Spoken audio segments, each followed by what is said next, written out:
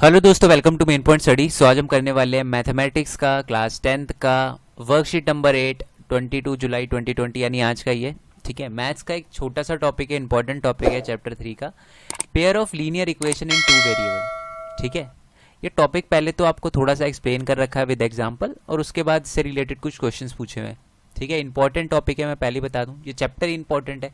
ठीक है, और बहुत ईजी है, कुछ दिक्कत नहीं आएगी। ठीक है, पहले मैं आपको थोड़ा एक्सप्लेन कर देता हूँ, फिर मैं आपको उन क्वेश्चंस पे लेके जाऊंगा। वैसे तो मैंने पूरा का पूरा ये सॉल्व कर रखा है। ठीक है जी, कोई दिक्कत नहीं आएगी आपको। तो चलिए आइए शुरू करते हैं। तो सबसे पहले तो यार लीनियर इक्वेशन की बात करते हैं। तो आपको पता ही है कि लीनियर इक्वेशन क्या है। मान लो ये A X plus B Y plus C is equal to 0, ये आपकी एक लीनियर इक्वेशन है। ठीक है, जो इसमें एक्स और वाई होते हैं ना, ये आपके वेरिएबल्स हैं। ठीक है, ये क्या होते हैं? वेरिएबल, ये बदल सकते हैं। ठीक है, इन्हें कहते हैं वेरिएबल। मैं आपको बताऊंगा इसका मतलब क्या होता है बदलने का, मैं क्या बोल रहा हूँ कि बदल सकते हैं। तो ये होते हैं वेरिएबल, एक्स और वाई इसमें वेरिएबल है। ठीक है, और ये जो अपने ए एंड बी है दैट इज कोफिशिएंट। ठीक है, ये कोफिशिएंट होते हैं। ठीक है, इसमें एक लाइन लिखी हुई है, देखो, both A and B can not be zero. जो ए एंड बी है वो जीरो नहीं हो सकते। क्यों? अज्यूम करो, मान लो ए जो है वो मैं जीरो मान लेता हूँ। अगर मैं ए को जीरो लूंगा तो ए को यानी जीरो को एक्स से मल्टीप्लाई करूंगा तो जीरो ही आ जाएगा, तो फिर इसका तो कुछ फायदा हुआ ही नहीं। तो ए और बी कभी भी जीरो हो ही नहीं सकते। ठीक है, ये भी क्लियर हो गया आपको। अब एक एग्जांपल दे रखा है आपको, बट मैं पहले आपको थोड़ी बेसिक चीजें बता देता हूँ। तो ये मैंने लिखा हुआ है वैसे ही, तो वही है पेयर ऑफ लीनियर इक्वेशन। ठीक है, वर्कशीट नंबर 8 है ये। तो वेरिएबल आपको समझ आ गया कि वेरिएबल क्या होते हैं, आपको ये समझ आ गया कि वेरिएबल एक्स एंड वाई होते हैं, और जो ए एंड बी है वो कैन नॉट बी जीरो। अब क्या होता है, आपको एक इक्वेशन दे रखी होती है। ठीक है, ये इक्वेशन मान लो आपको दे रखी होती है, और बोला होता है कि इस पे ग्राफ बनाओ। ठीक है, ये क्वेश्चन होता है आपका, बहुत सिंपल है। तो एक्स एंड वाई ये दोनों वेरिएबल है, पता ही है आपको एक्स एंड वाई, और आपको पता ही है कि एक्स के साथ कुछ नहीं है तो 1 होता है, और वाई के साथ कुछ नहीं है तो 1 होता है। जिस भी वेरिएबल के साथ कुछ नहीं होता उसके साथ 1 होता है। ठीक है, इसका कोफिशिएंट 1 है, इसका कोफिशिएंट 1 है, ये आपको पता ही है। ठीक है, तो अब आपको पॉसिबल वैल्यू बतानी है एक्स एंड वाई की। ठीक है, कि एक्स की वैल्यू क्या हो सकती है एंड वाई की वैल्यू क्या हो सकती है। ठीक है, और जो भी आप एक्स और वाई की वैल्यू लो वो इस इक्वेशन को सेटिस्फाई करनी चाहिए। मेरे कहने का मतलब क्या है, मान लो मैं एक्स को 5 लेता हूं तो मेरे को y को 20 लेना पड़ेगा, क्योंकि तभी तो x यानी 5 प्लस 20 इज इक्वल टू 25 होगा। तो जो भी आप लो वो इस इक्वेशन को सेटिस्फाई करना चाहिए। ठीक है, बड़ा सिंपल क्वेश्चन है ना। तो चलो जी स्टार्ट करते हैं। तो x मान लो, अज्यूम कर लो मैंने 0 ले लिया। ठीक है, तो अगर मान लो मैंने x को 0 ले लिया तो इस इक्वेशन को सेटिस्फाई करने के लिए मेरे को y को क्या लेना पड़ेगा? 25, है ना। तभी तो 25 इज इक्वल टू 25 होगा, क्योंकि ये तो 0 हो गया, है ना। तो अगर मैं x की वैल्यू 0 लेता हूं तो मेरे को y की वैल्यू 25 लेनी पड़ेगी। ओके, अगर मैं x की वैल्यू लेता हूं 25, ठीक है, मान लो मैंने x की वैल्यू 25 ले ली, तो मेरे को क्या करना पड़ेगा? y की वैल्यू 0 लेनी पड़ेगी, तभी सेटिस्फाई करेगा। ठीक है, देखो 0 लेने में सबसे बड़ा फायदा, आप देख रहे होगे कि मैंने 0 लिया है। 0 लेने का सबसे बड़ा फायदा होता है, बड़ी बड़ी सिंपल इक्वेशन होती है और बड़ा सिंपल ग्राफ बनता है, इसलिए ज्यादातर 0 लिया जाता है। ठीक है, बहुत सही रहता है 0 लेना। मैं चाहता यहाँ पर कुछ और भी ले सकता था, 5 भी ले सकता था, 10 भी ले सकता था, 15, 20 कुछ भी ले सकता था, बट मैंने 0 लिया पहले, क्योंकि 0 से बिल्कुल सिंपल स्ट्रेट इक्वेशन बनती है और स्ट्रेट लाइन बनती है, बहुत सही रहता है, आराम से आपकी पूरा ग्राफ बन जाता है, कोई दिक्कत नहीं आती। ठीक है, और मैं एक पॉइंट समझाने के लिए तीसरा भी ले लेता हूँ। मान लो मैंने x को 10 ले लिया, तो अगर x को मैंने 10 लिया है तो y को मेरे को 15 लेना पड़ेगा ना, कि 10 में कितने प्लस करूँ कि 25 आए। 10 में अगर मैं 15 प्लस करूंगा तभी तो 25 आएगा। तो ये हमारे 3 पॉइंट निकल गए। अगर मैं x को 0 लेता हूं तो y 25, अगर x को 25 लेता हूं तो y 0, अगर x को 10 लेता हूं तो 15। इसलिए इनको वेरिएबल कहते हैं। ठीक है, वेरिएबल वही होते हैं जिनकी वैल्यू चेंज होती रहती है। ठीक है, वेरिएबल वही होते हैं, तो इनकी वैल्यू चेंज हो रही है ना, पॉसिबल वैल्यू अब बता रहे हो। अब बनाते हैं जिसका ग्राफ। ठीक है, ग्राफ बनाते हैं इसका। x 0, पहले आपको पता है जो लेटी हुई लाइन होती है ना, इसको x कहते हैं, और जो खड़ी हुई लाइन होती है उसको y कहते हैं। तो इसलिए ये देखो y एक्सिस लिखा है मैंने खड़ी हुई लाइन पे, और x एक्सिस लिखा है यहाँ पे। ये एग्जाम में लिखना बहुत इंपॉर्टेंट होता है। ठीक है, इसको लिखना मत भूलना आप। और ये जो है ना, कभी कभार लोग क्या करते हैं, ये आपको ये बनाना है, ठीक है, एरो बनाना है। ठीक है, ये एरो बनाना मत भूलना। ओके जी, अब मान लो x को मैंने 0 लिया, तो लेटी हुई लाइन है, यहाँ पर x 0 का है, यहाँ पर है, इस वाले पॉइंट पे x 0 होगा, और जो y है वो 25, तो मैं इसी पॉइंट पे ऊपर चला जाऊंगा, तो y जो होगा 25, यानी ये वाला जो पॉइंट है मेरा, इस पे जो x होगा वो मेरा 0 होगा और जो y होगा 25 होगा। तो यानी पहला पॉइंट मेरे को मिल गया ये वाला, ठीक है, ये जो पहला पॉइंट है मेरा कि x 0 और y 25। दूसरा पॉइंट है मेरा कि x 25 है, यानी लेटिव लाइन है x 25, 5 आ गया है, x 10 आ गया, 15 20 25। इस वाले पॉइंट पे मेरा जो x है वो 25 है और y जो है 0 है। तो अगर मेरा y 10 होता तो मैं ऊपर की साइड जाता, बट 0 ही है तो इसी पे आएगा, इसी पॉइंट पे आएगा। तो x जो है मेरा वो 25 और जो y होगा वो 0 होगा, ठीक है।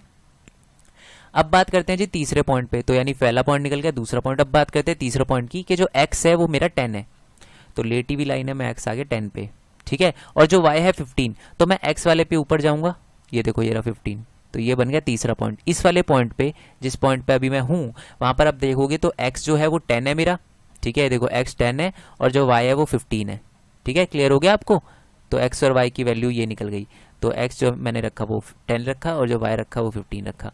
तो अब मैंने इन तीनों पॉइंट को मिला दिया, तो मेरी लाइन बनी ना। तो यही आपको क्वेश्चन आता है, ठीक है। और जब एक इक्वेशन दे रखी हो तो स्ट्रेट लाइन ही बनती है, ठीक है, ये स्ट्रेट लाइन बनी है, ठीक है जी, क्लियर है आपको।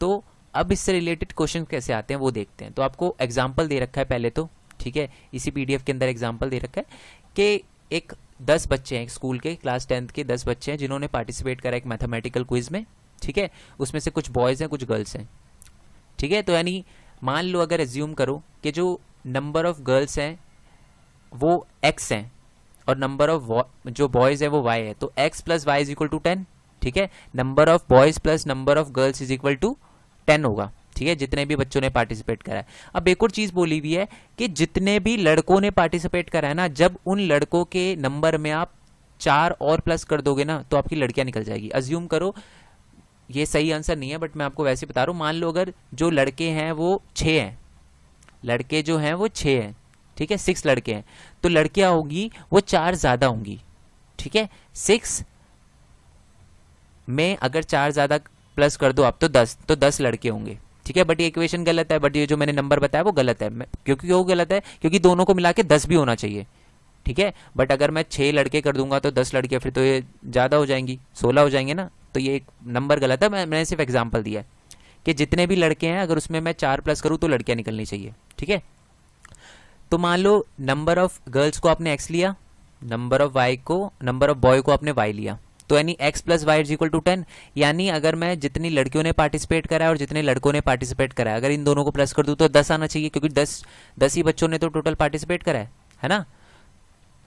और जो सेकंड इक्वेशन बनेगी वो ये बनेगी, वो ये क्या है कि अगर मैं y में यानी नंबर ऑफ बॉयज में अगर मैं नंबर 4 यानी 4 प्लस कर दूं तो नंबर ऑफ गर्ल्स निकल जाएगी, है ना। यही थी ना सेकंड इक्वेशन, तो ये 2 इक्वेशन बन गई। अब इसी का आपको ग्राफ बनाना है। अब मैंने वही बताया था, आप कुछ भी वैल्यू ले सकते हो, बट 0 लेना सही रहता है क्योंकि इससे जो ग्राफ है बड़ा सिंपल बनता है। तो मान लो मैंने x को 0 लिया, तो इक्वेशन सेटिस्फाई करने के लिए मैं क्या करूंगा, y को मेरे को 10 लेना पड़ेगा, तो मैंने y को 10 ले लिया। अब मैंने नेक्स्ट बार क्या किया, मैंने x को 10 ले लिया, और अगर मैं x को 10 लेता हूं तो मेरे को y को 0 लेना पड़ेगा। तो ये मेरे 2 पॉइंट आ गए, 2 पॉइंट सही है, ग्राफ बन जाएगा मेरा 2 पॉइंट से, ठीक है। मैं चाहता तो और भी पॉइंट ले सकता था, आप भी और भी पॉइंट ले सकते हो, कोई दिक्कत नहीं है। नेक्स्ट जो इक्वेशन थी वो ये है कि नंबर ऑफ गर्ल्स कितनी है, अगर आप नंबर ऑफ बॉयज में यानी y में अगर 4 प्लस कर दो तो नंबर ऑफ गर्ल्स निकल जाएगी। तो मैंने क्या किया, अज्यूम करो अगर मैंने y को 0 लिया है, अगर मैंने y को 0 लिया है तो जो x हो गई वो कितनी हो गई, 0 प्लस 4, तो x कितना हो गया, 4 हो गया, तो x को 4 लेना पड़ा मेरे को, ठीक है, यानी 4 निकल गया।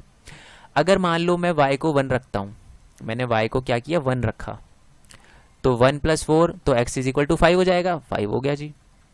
इक्वेशन सेटिस्फाई करनी है बस आपको। अगर मान लो मैं y को 3 लेता हूं, मैंने y को 3 लिया, तो 3 प्लस 4 इज इक्वल टू 7 हो गया, तो y जो हो गया, x जो हो गया वो 7 हो गया।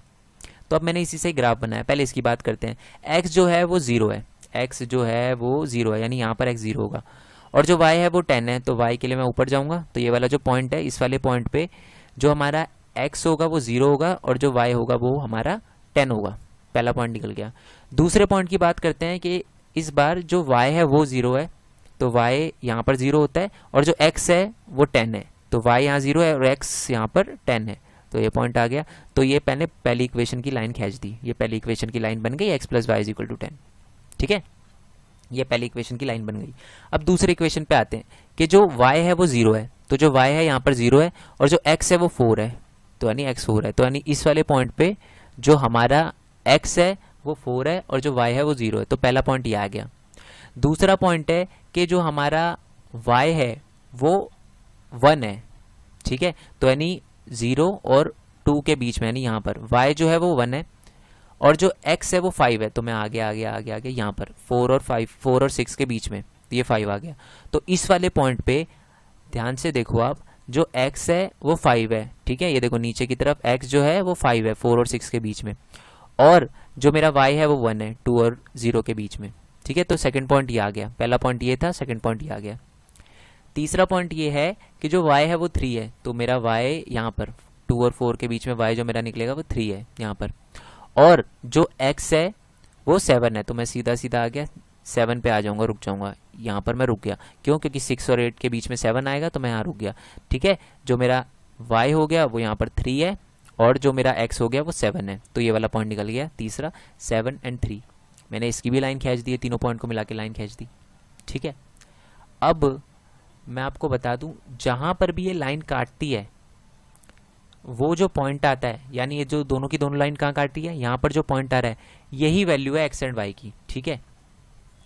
जब भी दो इक्वेशन की जो लाइनें हैं ग्राफिकल, जब हम उसको रिप्रेजेंट करते हैं, अगर वो काट रही है एक दूसरे को, तो जो भी पॉइंट पे वो काट रही है ना वही वैल्यू निकलती है, यानी वो इसको भी, इस इक्वेशन को भी सेटिस्फाई करेगी, वो इस इक्वेशन को भी सेटिस्फाई करेगी। मेरे कहने का मतलब क्या है कि इसमें देखो x की वैल्यू 7 दिखा रहा है, तो यानी जो नंबर ऑफ गर्ल्स है वो 7 है, ठीक है, और जो नंबर ऑफ बॉयज है वो 3 है।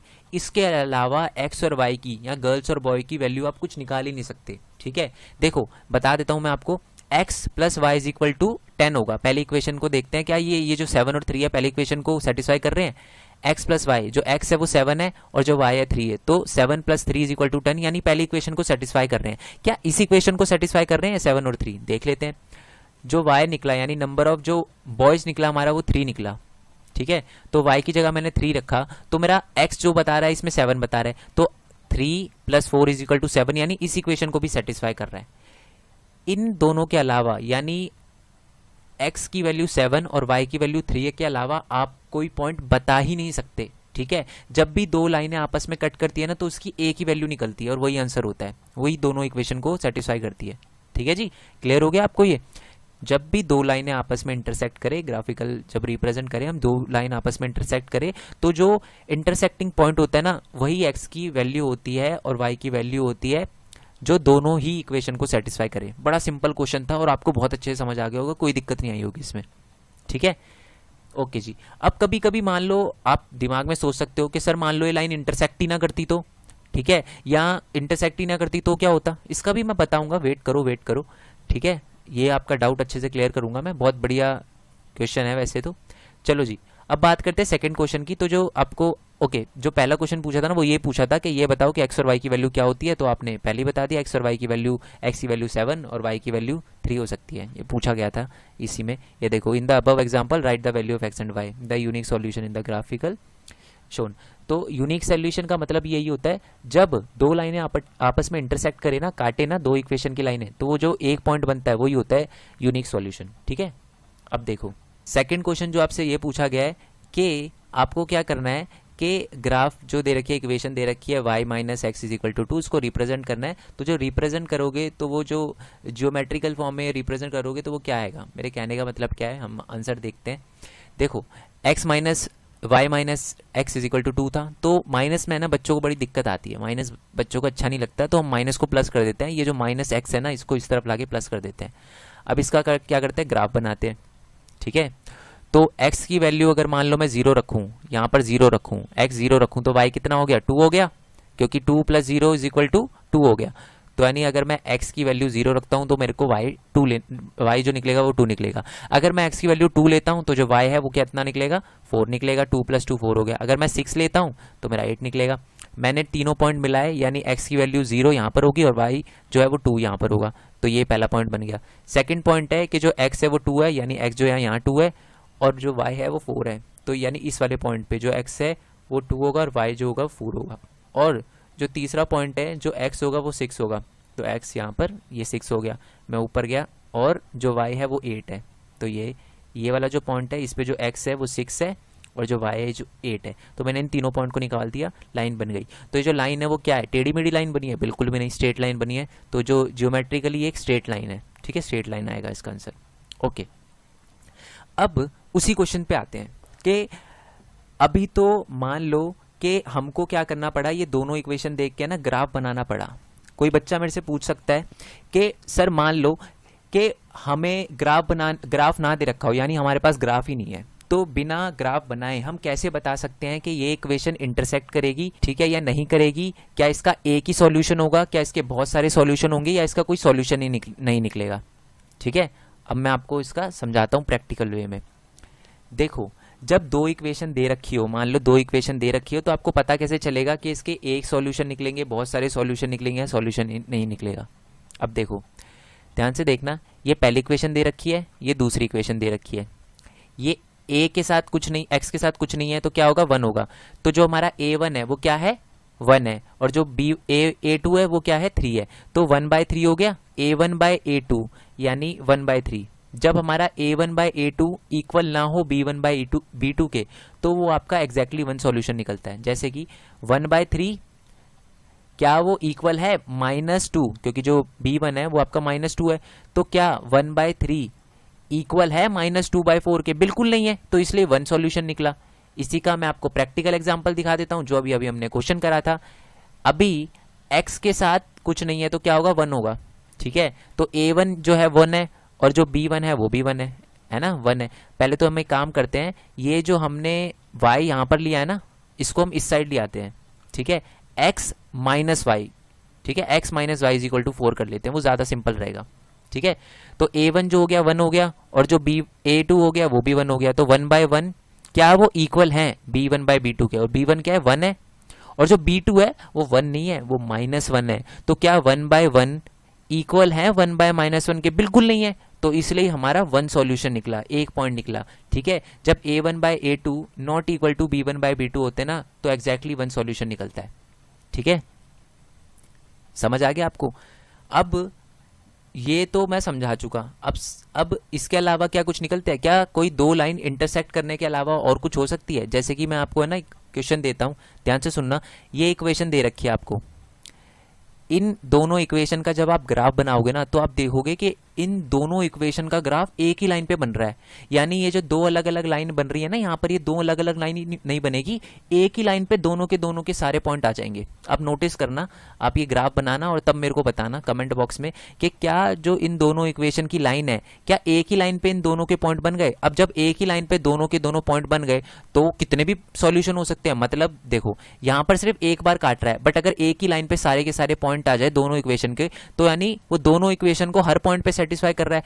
तो जितने आगे तक ये लाइन जाएगी, ये लाइन जितने आगे तक जाएगी वो ये एक लाइन, तो बहुत सारे सॉल्यूशन होंगे। समझ रहे हो आप?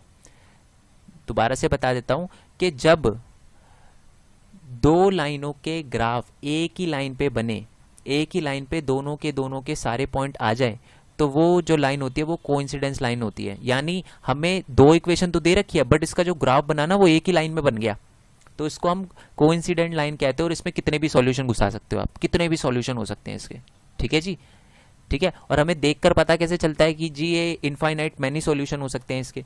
तो कैसे पता चलता है? देखो, जब a1/a2 b1/b2 और c1/c2 जब इक्वल हो ना, तभी जो है वो इनफाइनाइट सॉल्यूशन बनते हैं। जैसे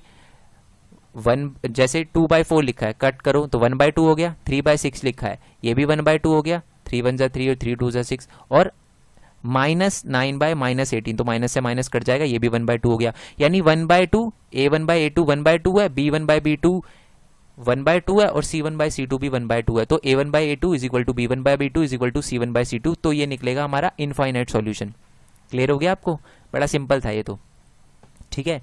एंड कभी कभी क्या होता है, बिल्कुल पैरेलल लाइन बनती है। पैरेलल लाइन का मतलब क्या है? दो लाइनें बनती तो है, बट वो पैरेलल बनती है। इसका मतलब क्या है?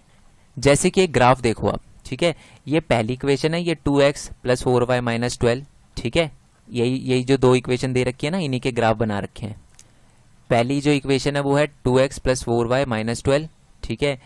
तो ये लाइन बन गई उसकी, और x प्लस 2y minus 4 is equal to 0, तो ये दूसरी लाइन बन गई। क्या ये कहीं भी कट कर रही है? नहीं कट रही, तो इसका एक भी सॉल्यूशन नहीं होगा, इसका आंसर होगा नो सॉल्यूशन। ठीक है, कोई भी एक ऐसा पॉइंट नहीं होगा जिसपे x और y दोनों इक्वेशन को सेटिस्फाई करे, तो इसका आंसर होगा नो सॉल्यूशन। ठीक है, अगर ये कहीं कट कर जाती, एक जगह कट कर जाती, तो वन सॉल्यूशन आता है, एग्जैक्टली वन सॉल्यूशन। और अगर मान लो इन दोनों इक्वेशन का जो ग्राफ है वो एक ही लाइन पे बनता, तो इनफाइनाइट सॉल्यूशन। ठीक है जी, बड़ा सिंपल था ये, तो क्लियर हो गया आपको। अब इसको हम बिना ग्राफ के कैसे कर सकते हैं? बिना ग्राफ के हमें कैसे पता चलेगा? देखो जी, अगर आपका a1 by a2 is equal to b1 by b2 but not equal to c1 by c2, मतलब a1 बाई a2 मेरा कितना है? देखो a1 है मेरा 1, ये 1 है ना, यहाँ पर x के साथ कुछ नहीं है, तो 1 by 2 is equal to 2 by 4, जो b1 बाई b2 2 बाई 4 है, तो 2 बाई 4 को कट करोगे तो 1 बाई 2 आएगा, यानी a1 बाई a2 तो निकल रहा है बराबर b1 बाई b2 के, बट क्या वो इक्वल है c1 बाई c2 के? क्योंकि -4 और -12 को अगर अपॉन में रख के काटोगे ना तो 1 बाई 3 आएगा, तो यानी a1 बाई a2 1 बाई 2 है, b1 बाई b2 1 बाई 2 है, but c1 by c2 1 by 3 है, तो यानी a1 by a2 equal to b1 by b2 के तो है, but equal to c1 by c2 के नहीं है, तो इसलिए पैरेलल लाइन बनेगी आपकी। ठीक है, और पैरेलल लाइन का नो सॉल्यूशन होता है। ठीक है, क्लियर हो गया। अब इसी से रिलेटेड जो क्वेश्चन दे रखा है वो आपको क्वेश्चन नंबर 3 दे रखा है कि मान लो एक 2 किलो एप्पल और 1 kg ग्रेप्स की जो प्राइस है वो 240 रुपीज़ है, और एक महीने बाद after a month 4 kg of Apple और 2 kg ऑफ ग्रेप्स की जो वैल्यू है वो 500 है। ठीक है, और इसको रिप्रेजेंट करना है ग्राफिकली आपको। तो ग्राफिकली रिप्रेजेंट करने की जगह, मतलब ग्राफिकली रिप्रेजेंट आप करना, बट आप पहले ही पता लगा सकते हो कि इसका कोई सॉल्यूशन, इसका कोई यूनिक पॉइंट होगा क्या? ये दोनों कहीं कट करेंगे या मैनी पॉइंट होंगे या कोई पॉइंट ही नहीं निकलेगा? तो अब वैसे ही बताओ, a1 by a2, a1 by a2 कितना निकलेगा? a1 बाई a2 2 बाई 4 है, तो a1 बाई a2 निकला हमारा 1 बाई 2।